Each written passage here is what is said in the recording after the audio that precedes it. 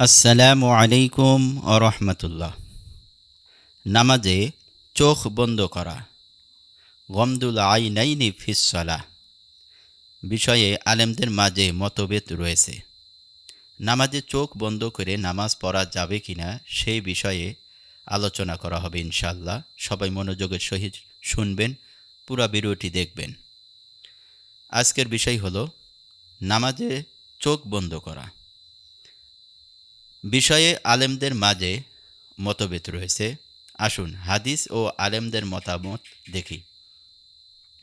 হাদিসের রেফারেন্স: সরাসরি কোনো সহি হাদিসে চোখ বন্ধ করে নামাজ পড়া নিষিদ্ধ বা বৈধ বলা হয়নি, তবে কিছু দুর্বল হাদিসে এর উল্লেখ আছে। হজরত আবদুল্লাহ ইবনে আব্বাস রাদিয়াল্লাহু তাআলা আনহু থেকে বর্ণিত, রাসূলুল্লাহ সাল্লাল্লাহু আলাইহি ওয়াসাল্লাম নামাজে চোখ বন্ধ করতে নিষেধ করেছেন।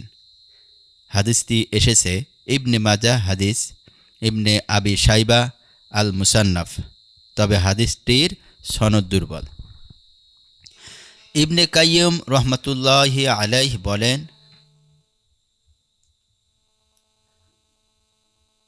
চোখ বন্ধ করা ইহুদিদের নামাজের সাথে সাদৃশ্যপূর্ণ।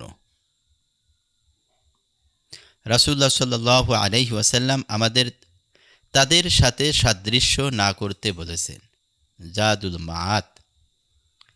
এখন আমরা আলেমদের মতামত জেনে নিই। জুমহুর আলেম হানাফি, মালিকি, শাফি, হানাবিলা চোখ খোলা রেখে নামাজ পড়া উত্তম বলিয়াছেন, কারণ এতে কেবলার দিকে মনোযোগ থাকে এবং সুন্নাহ অনুযায়ী কাজ হয়। যদি মনোযোগ নষ্ট হয়, যেমন সামনের কিছু দেখে খেয়াল ভেঙে যায়, তখন নামাজে খুশু আনতে চোখ বন্ধ করা যায়।